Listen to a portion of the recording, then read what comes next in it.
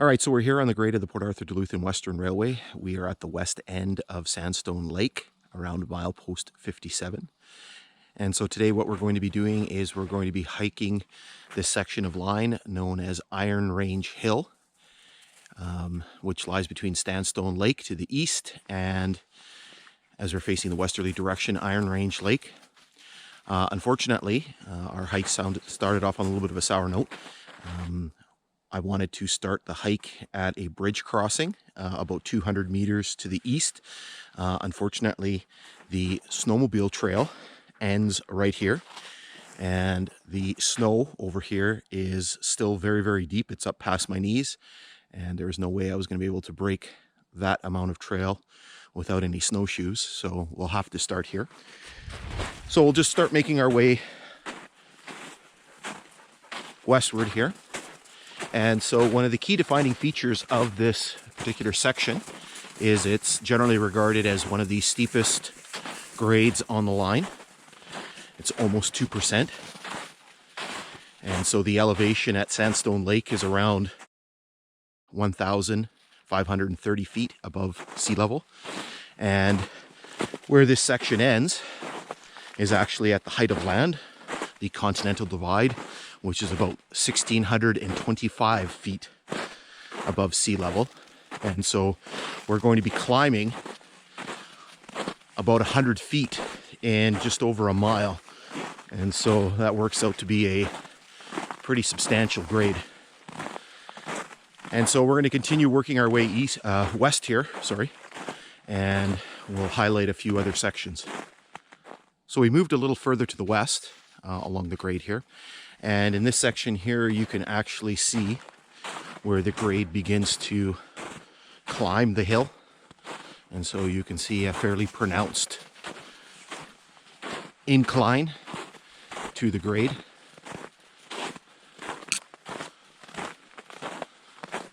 It's a very pretty area. Somewhat isolated. There are a number of cottages or cabins, or as we would call in this area, camps.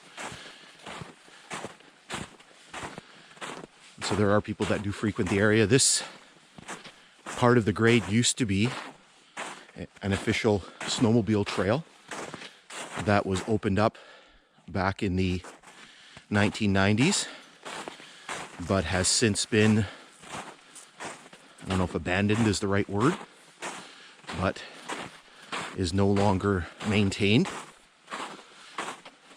And so again, you can see the incline as we work our way up the hill.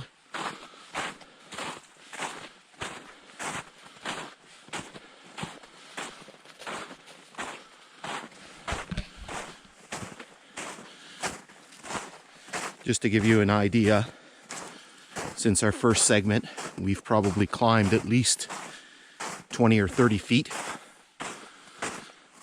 And so what we're going to do is we'll switch off for now and we'll come back shortly.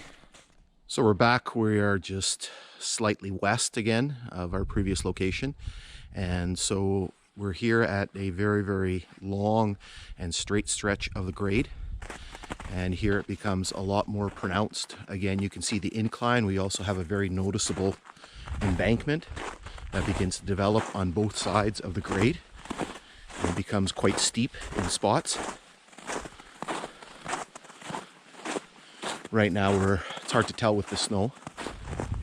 We're probably in the neighborhood of about 10 feet or more above the valley, and it grows pretty quick. I would say right here, judging by the north side, we're probably around 15 or 20 feet now.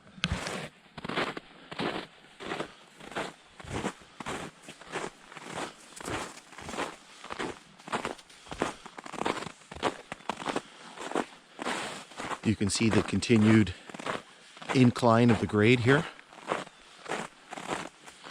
And we'd come to this sort of open area here.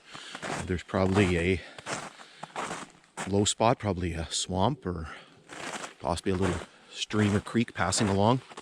And you can see there is a little bit of sag here in some places in the grade. Again, we're quite high. I would say probably now we're pushing somewhere in the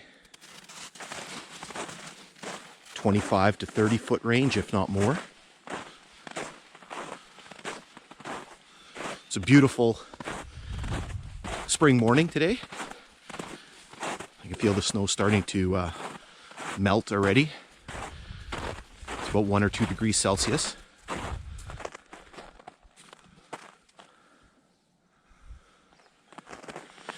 And so the reason why I wanted to come to this particular location is that there was a very, very famous photograph that was taken of the railway during the winter of 1915, 1916.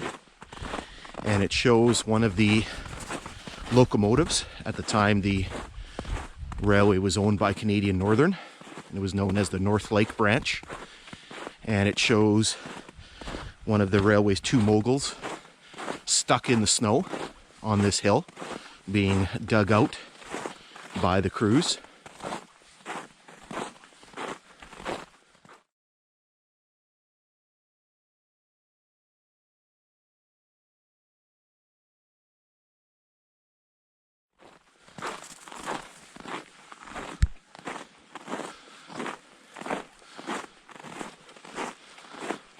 And so the embankment here is still very steep,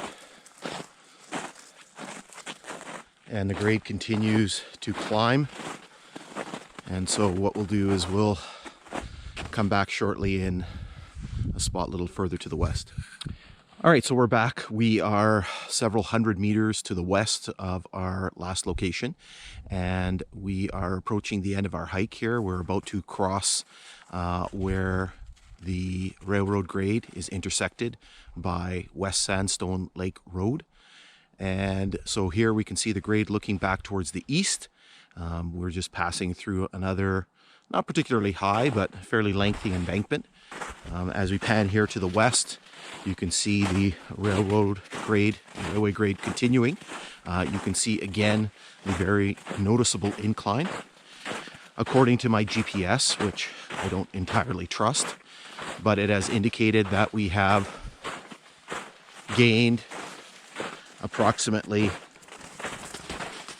60 or 65 feet of elevation, if not more, from where we started. My GPS is telling me that we're about 1,610 or 1,615 feet above sea level. And Sandstone Lake is about 1,535 feet above sea level.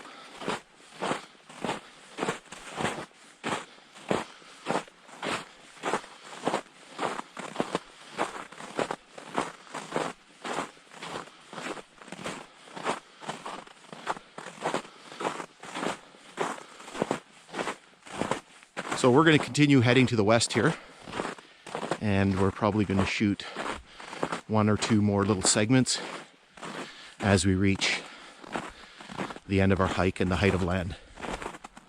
Okay, so we're back. We are now west of West Sandstone Lake Road, continuing to follow the grade to the west, heading towards Iron Range Lake.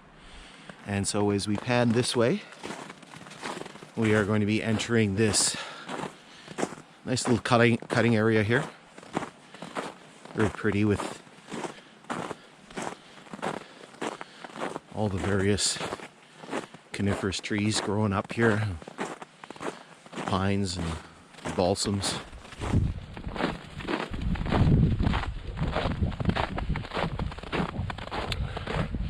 You can see that the grade is continuing to climb, and we are slowly working our way towards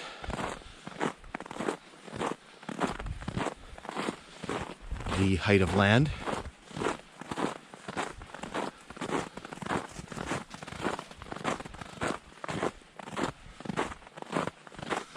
The highest spot on at least the Canadian part of the railway. So here you can see the cut becomes a lot more pronounced on both sides of the grade.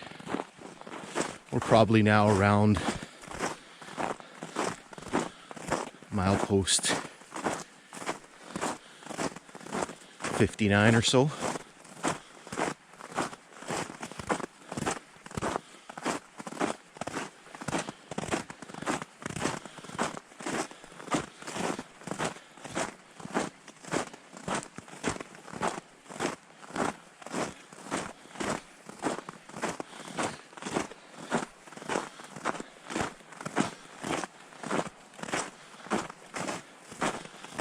And so I don't trust my altimeter here, but according to what I have marked on my GPS, this is the height of land. And so this is the highest point on the Canadian portion of the railway. I believe, according to official measurements, we're about 1,625 feet above sea level. My GPS is showing something completely different.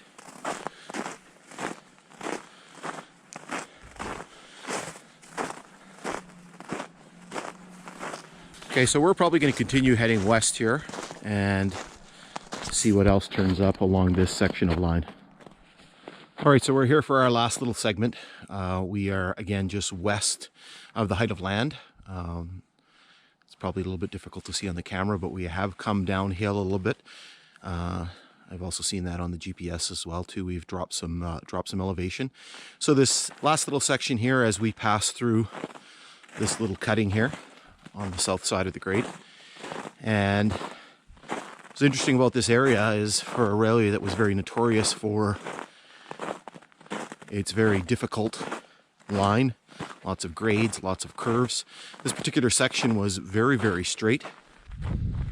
You can actually see the grade stretching back to the east here, and then stretching in front of me here to the west as it heads towards Iron Range Lake. Again, another very pretty area here. We can see that we're kind of cut out of the side of a hill with some cutting on the south side and a bit of an embankment here on the north side. Probably 5 to 10 feet up off the valley.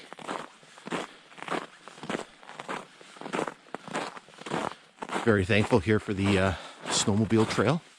The snow is particularly deep. If I step off the grade here, see what happens. Up to my knees. So there's still quite a bit of snow that needs to go, and I'm sure that'll happen quickly enough. So we're going to wrap this segment up here, and hope you've enjoyed this little section of the railway here between Sandstone and Iron Range Lakes.